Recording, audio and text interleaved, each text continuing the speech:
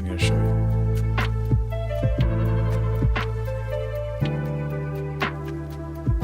Dude, I like the jazz, dude.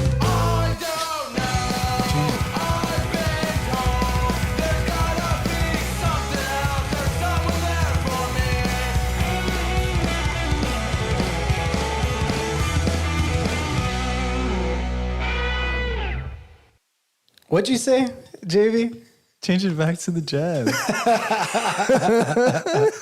I was like, what's this relaxed movement? Yeah, all right. Wait, let me get my sound effects up. I don't even have anything set up. Everything's why was all... that funny?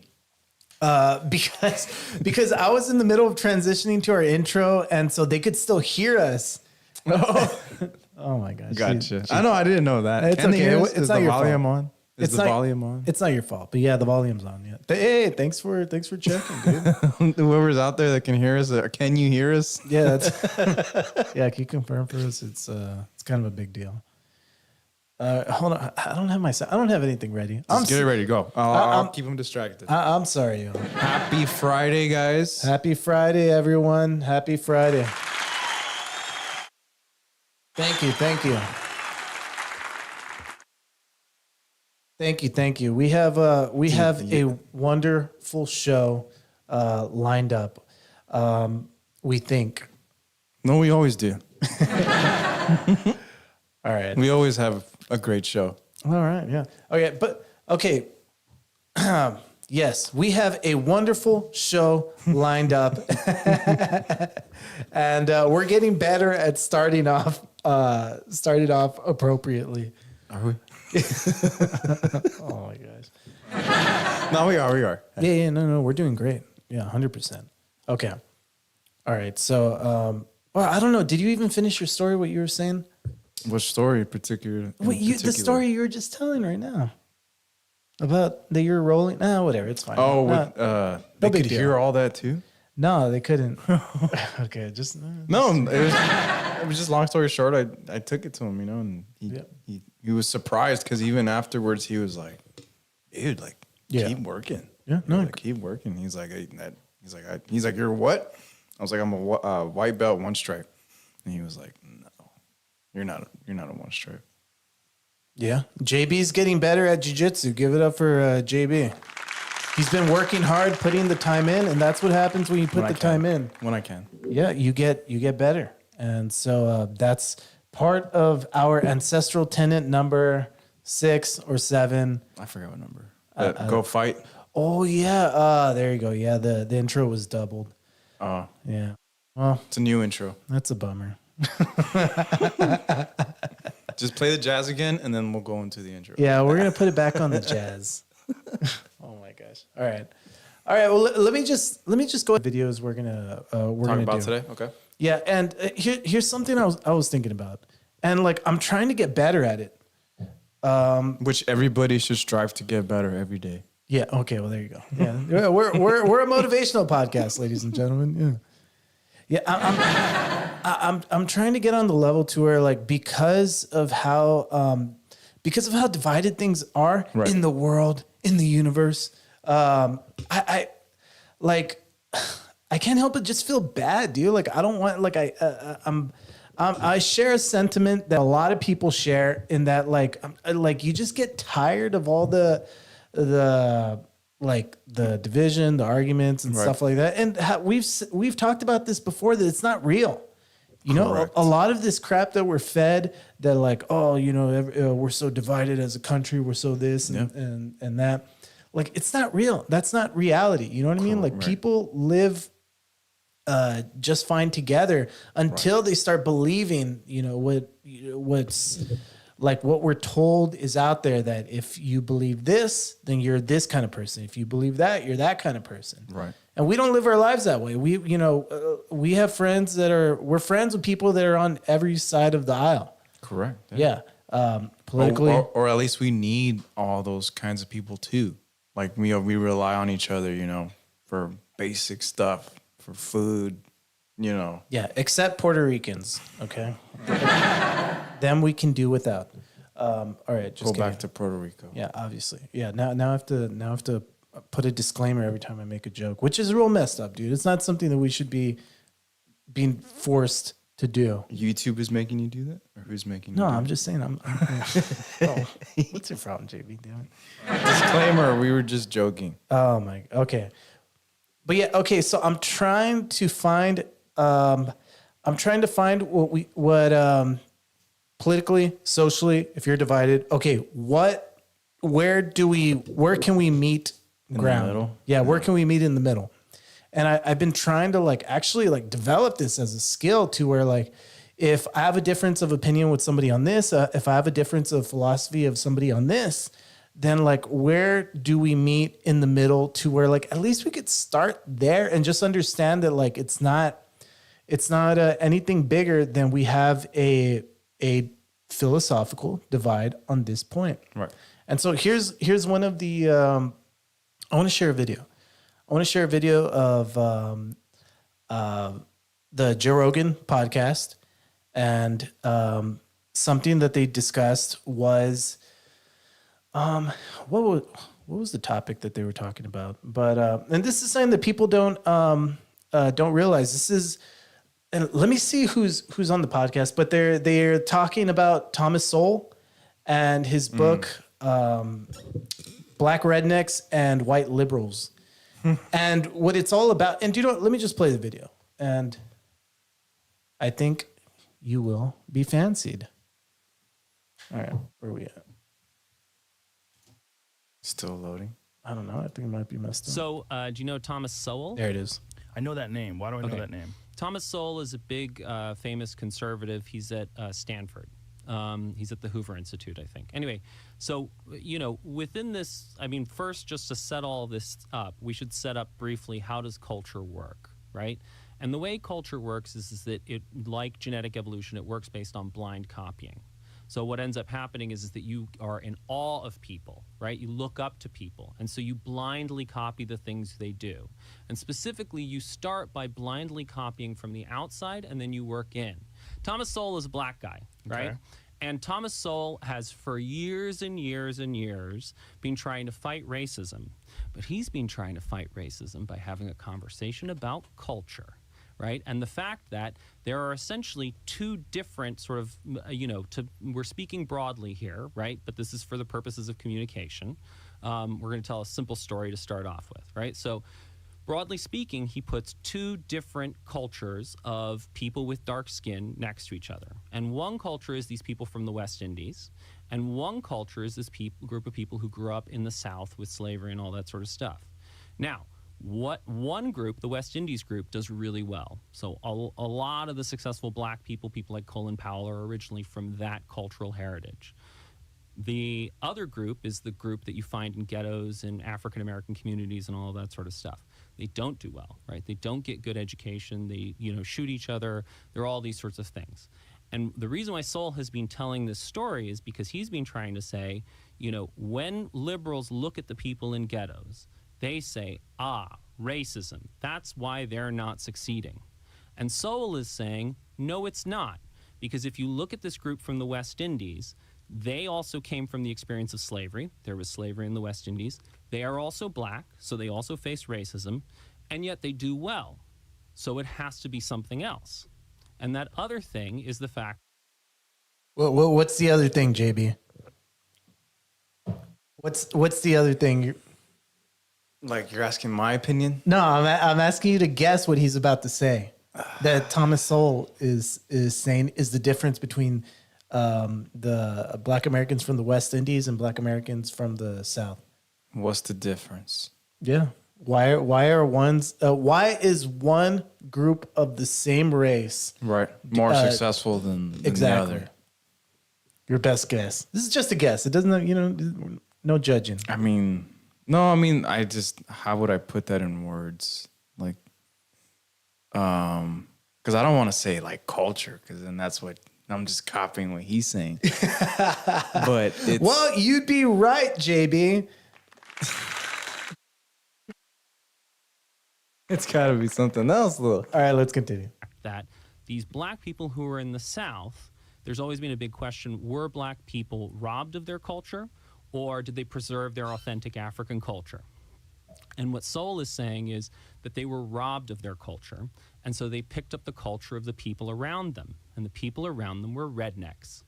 And if you look at the white redneck culture and the black redneck culture, they have a lot of the same values. They don't particularly respect education. They love Jesus. They use violence in their conflicts. And they, there's just, a lot of the same values and a lot of the same outcomes. And even Ebonics, which is, Black English, is actually all from the west of England. So it's actually this. What? It's from the west. Have you ever heard that before? Yeah, I've heard that before. Ebonics, all from the west of England. West of England. So, for example, if you go to places is like Irish. Cornwall, there used to be this amazing.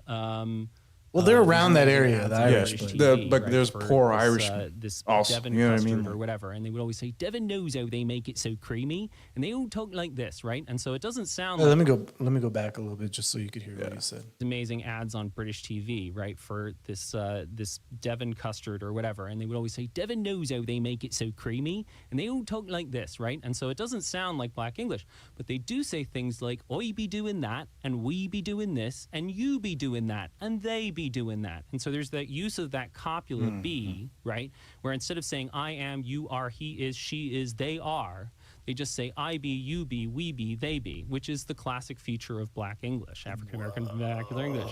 Right. Now, This The is all point is from that- this is all from like Britain, England. Yeah. They're all part of that that section, and so that's why that's totally like okay. What's the difference between these two of the same race? Is one was robbed of their culture and they adopted a culture that actually came from white people, Right.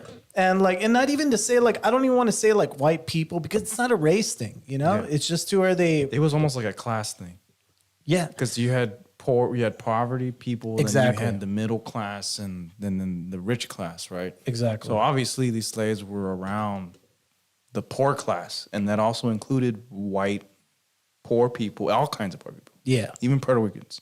Yeah, and Thomas Sowell goes more deep into this, and he talks about how that area, because you said Ireland, but it's not Ireland. No, I was, said Irish, Oh, just I- Irish people. yeah. But I was because I know that was one of the examples I guess that they used was a lot of poor ghetto Irish people also came over here trying to find work and stuff, but Yeah. they were in the same kind of shitholes Yeah. as these slaves were. Yeah, and he that's where he goes into depth to where the people from Northern England and then the people from Ireland, and there's some other area like this. It's so small, right? This area, it's smaller than what we. Because the U.S. is so huge, so we Right. can't really capture that all of these people share something, in common. But he talks about this area that migrated to the U.S. at a certain time, and because this area was so impoverished and they had such a culture that was detrimental, they brought this over to the U.S. where blacks were exposed to it at the same time that they were trying to come into being, as free Americans. Correct. And so he goes really more in depth to it, but it just shows that there's such a misconception that it's not a racist thing. You know what I mean? It's a culture thing, and it's not even a black culture thing. No, it's just a culture thing in general. Cultures. Yeah. Exactly. There's different cultures in Hispanic America. There's different cultures in Hispanics in general, and and certain cultures are better than others. We can clearly say that certain cultures are better than others. Do better somehow. Not only do better, but if there's a culture to where if there's a culture that's more vulnerable to fathers being absent and there being a lot of single mothers, and then there's a culture to where it's the opposite, to where the nuclear family is a very important part of it and something that's held to a high standard. You could say one culture is better than the other, that culture is better than the other one. The other one, hurts the child, Yeah, it's more harder, right? More struggles, more this, more that. Exactly. This type of culture hurts themselves more than it actually does anything else. We've all been victim to this. Like, you know, there's so many customs in like the Valley and like Hispanic culture here in South Texas to where it's not so good for us. You know what I mean? Like these things aren't helping Like us. quinceañeras. Oh, okay. That's just a part of our culture. Like, I don't, It's a are you waste saying of that's money. bad? And then Okay. if you don't have one, people like they look at you like, what's wrong with you? Like, why aren't you having a quinceañera? Yeah. Oh, okay. Well, It's I like, don't- well, you might be poor. Yeah. You can't afford it. well, I'm not a female, so I didn't experience that growing I'm up. not But a yeah, female either, but yeah, that could be the case. Yeah, I can imagine that very much. Yeah. you know what I mean? Like, Yeah. and then there's people that throw them, but then they're in debt. Yeah.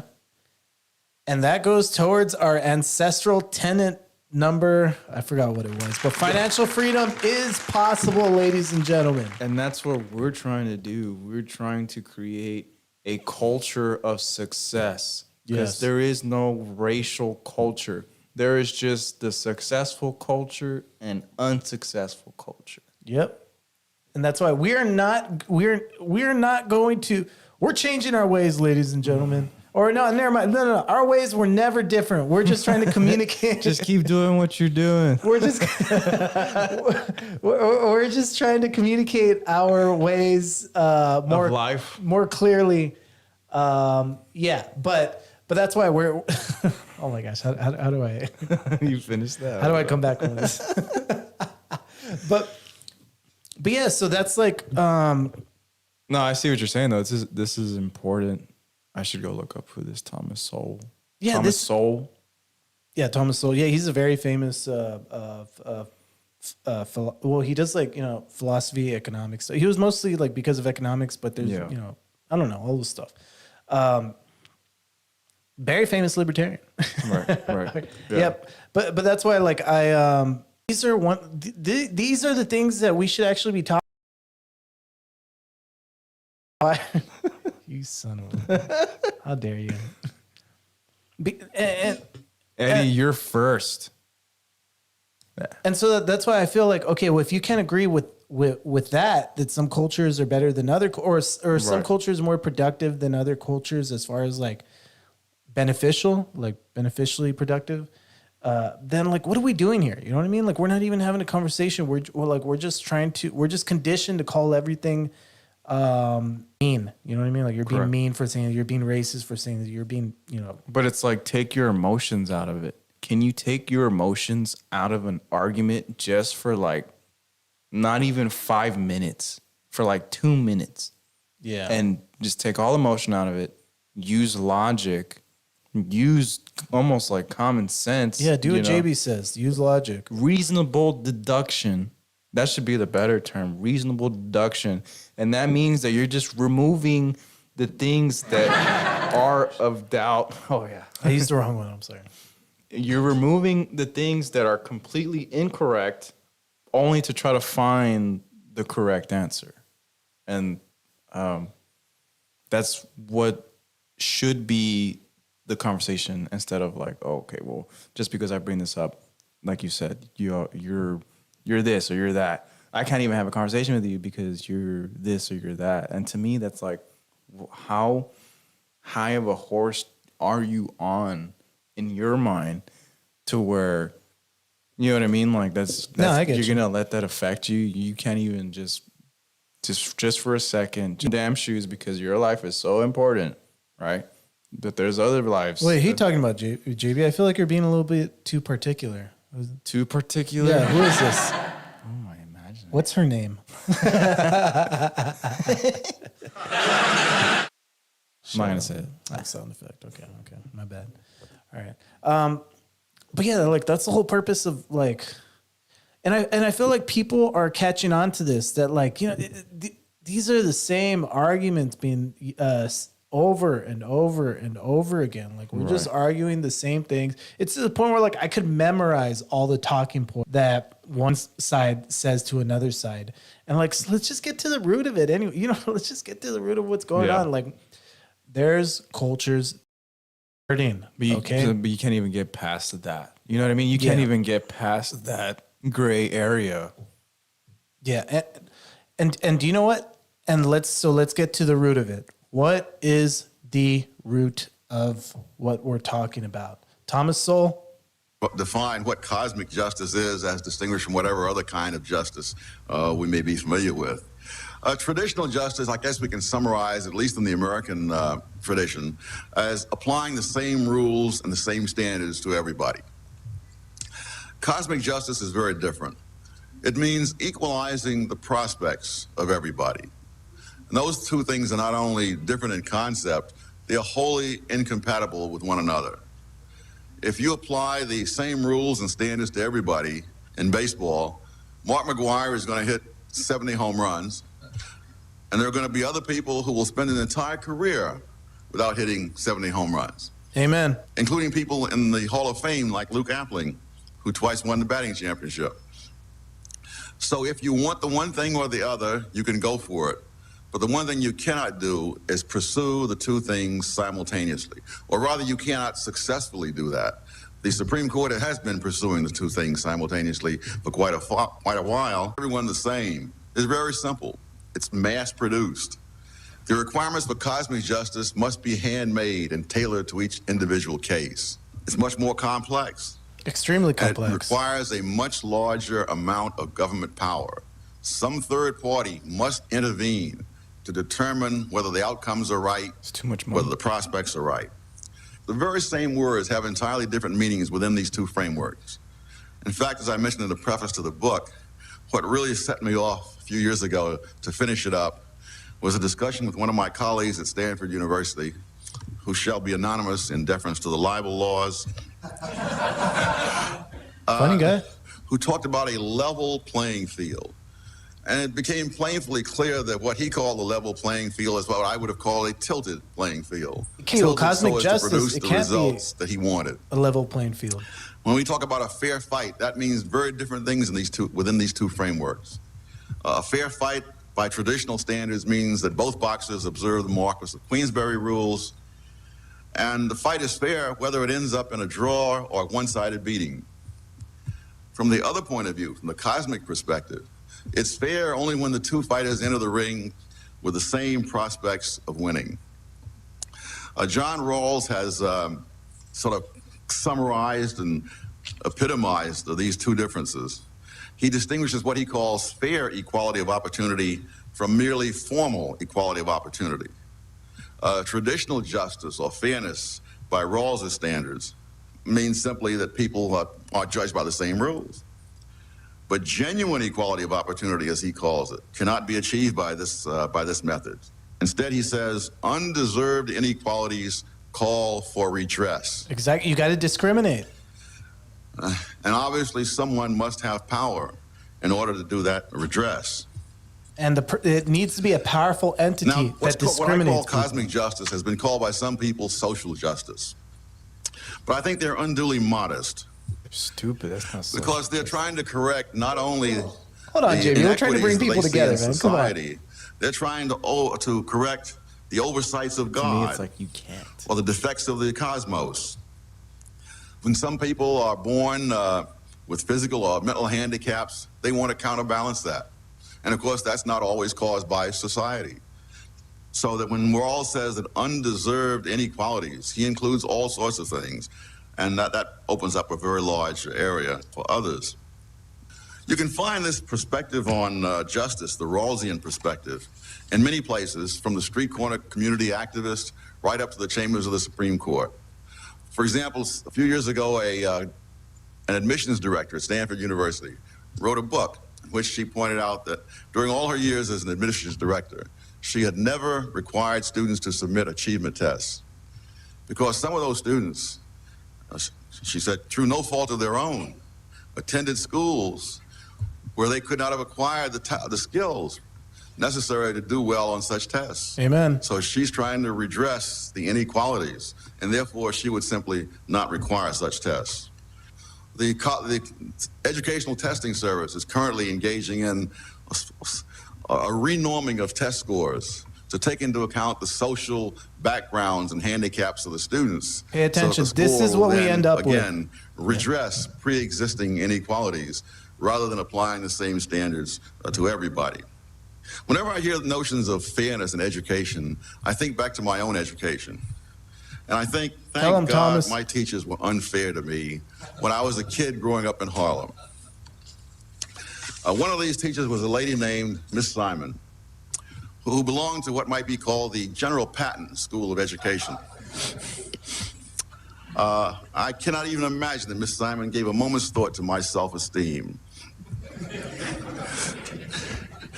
Every word that we misspelled in her class had to be written 50 times, not in class, but as part of our homework. And there was always plenty of other homework. Dude, I suck from at her spelling. and other teachers.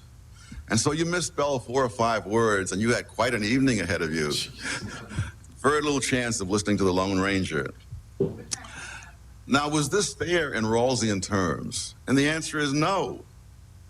Like many of the children in Harlem at that time, I came from a home where nobody had gone beyond elementary school.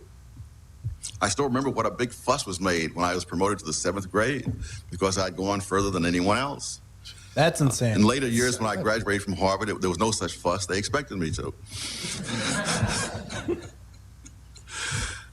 But fairness was never an option. There was nothing Miss Simon or anybody else could do about the fact that we came from homes where we did not have books and magazines, and we were not as familiar with those words as people from other neighborhoods might have been. Amen. So that was never an option.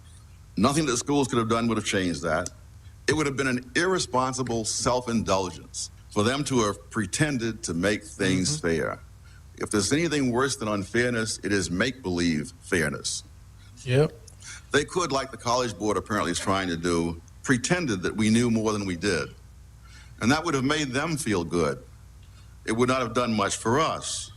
Instead, they forced us to meet standards that were a little harder for us to meet than they were for some other kids, but far more necessary for us to meet, because that was the only way out of poverty. Many years later, I happened to run into one of the other kids from... All right. That's enough. I don't want to play the whole video. That was already like 7 minutes we went through. My mind, my brain, dude. Jesus. Yeah. Yeah. So, like, okay, we heard what he said, and this is the biggest thing that I wanted to highlight out of everything, because I don't want to look down. I want to acknowledge that some people have that philosophy, and let me put up the screenshot so people can understand the difference, and that way we can at least know what the differences are, right? Oh, when he, let me put it up. That one or the written out? No, that one was fine. Okay, so the one on top is traditional justice. The one on bottom is cosmic justice. And what did he say? He said that, okay, so in like with traditional justice, you have to add pretty much all it is have everybody have the same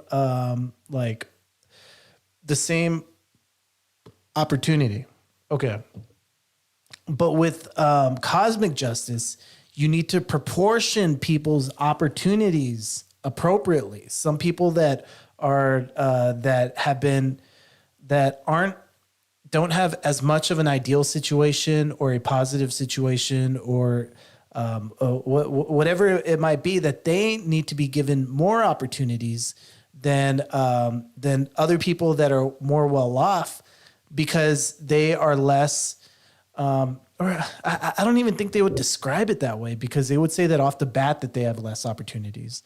But like you have to put out more for people that are more oppressed, you know, or come from a culture that's more that's hurting more, you know, that's not doing so well, experiencing some type of oppression in their opinion. And like, so this is the difference of philosophy that we have, to where like, yeah, you know, I'll acknowledge the same things that other people that push cosmic justice will acknowledge, in that is that some people, not all people are equal. Not all people have the same abilities. Not all the people have the same upbringing, and not all the people have the same, have had the same opportunities previously. Right.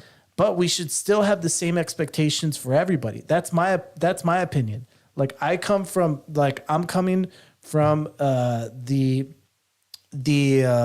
mentality of traditional justice on the top, But I also want to acknowledge practice, that. I also acknowledge that people like this is the understanding that other people have, like cosmic justice, and so they believe that it's possible. They believe that it's possible to do your best to, manipulate it so people. I don't know why. To me, I'm seeing cosmic justice and I'm thinking socialism. That's exactly what it is. You need to have a power. Look, at the end of the day, people don't like some people. Some people that believe in cosmic justice will agree with you 100%. Like, yeah, it has to be socialism, and that's a good thing. And some people will take that as an offense, like, oh, you're so close-minded, all this stuff. Like, no, we just need whatever. Regardless, that's what I agree with you. I think that's what it ultimately comes down to. Like, you need a powerful entity to determine where the chips land for certain people. Absolute power corrupts. Absolutely. We've talked about this so many times. Government sucks. Your government sucks, especially the federal government sucks. They never do anything correctly. They never but it's understandable because of how he says they're fighting each other because like one wants to follow this sort of thing and the other one's like, no, we have to follow this. Exactly. And that's why it's always so like muddled. Like this is where we have a difference of opinion. And this is what I'm trying to like get at is that this is where the conversation should be. Right. Okay. On which worldview is more inhabitable, like doable, able, more realistic. Because we're leaning towards more cosmic justice. That's where the culture is going. But like some people actually believe that this is achievable, that if you give the government power over just certain things, certain little things to help out like Hispanics, help out African Americans and give them more opportunities that they, because of some of the problems with their issues that they're experiencing with their culture, right? Then we'll be better off. We'll have more of an even playing field. And I have a difference of opinion. I don't think that's the case. I think you're going to do more harm than you are going to do good. And so that's the conversation we should be having. We're going to end up like Wally. Has nothing to do with racism, has nothing to do with like wanting to oppress people. This is where we differ. Right. And this is the conversation we should be having. We have a difference in philosophies and how justice should be carried out. But we both believe in justice, Right. Yeah. Right. All right. Amen. No, it's just like, to me, it's also like, goes back to, it goes back to the kids, really. Because, like you said, there's all different types of people, different types of kids with different types of situations. Now, you start catering to that, it doesn't help them. It's not going to help them in the long run because they're not going to learn what they need to learn for themselves. Mm-hmm. And so how he said, his teacher was hard on him. He didn't have the same things, but he ended up graduating from Harvard. But he made that decision, right? He chose to keep on with his education. Exactly. And like, because we've manipulated education, and this is my opinion, obviously, because we've manipulated education so much. And this goes back to actually later on the Joe Rogan podcast. Actually, let me bring that video up. Let me bring up the rest of it because we cut it off. But I think this is where he actually talks about. Point is that how here we go. Mind Let's check blower. it Now, out. let's imagine that. How do you think? Okay, and his whole point is that if you actually again like Sowell is he slavery. After slavery, they do really New England either black people. Let me just his whole point is that if you actually again like Sowell is he researches the shit out of this stuff. He really does his work. Now, if you look at the experience of African Americans after slavery, they do really they start to make real progress. right? And a large part of the reason why they make progress is because you start to get a lot of people from New England, either, black people from New England or white people from New England, who come down and sort of reshape the culture. They create these schools and they're teaching those New England values, right? It's those Puritan values of hard work, tenacity, all of that sort of stuff. And so there's all this progress. And you have people like Booker T. Washington. And Booker T. Washington was an actual slave. This is what I was After he got his referring to. freedom, he got to go work in a salt mine, which is literally the worst job ever. And in Booker T. Washington's Up From Slavery, he tells this great story about seeing a schoolhouse, right? And that, he thought that going into a schoolhouse was about as close to heaven on earth as you could get. Whoa. Like, this is a dude who wanted an education, really. Exactly. Like, dude, who has respect for education like that anymore? Nobody. And do you know why? Because it's almost like it's not respectable anymore. Teachers aren't allowed to teach anymore. It's turned into a daycare. Yep. If you go to a school, it's like you're surrounded by all of these kids that don't want to be there, that disrespect their teacher, that On their phones, like. exactly, and teachers that are forced to stick to a certain curriculum, and that's what they need to teach. Yeah.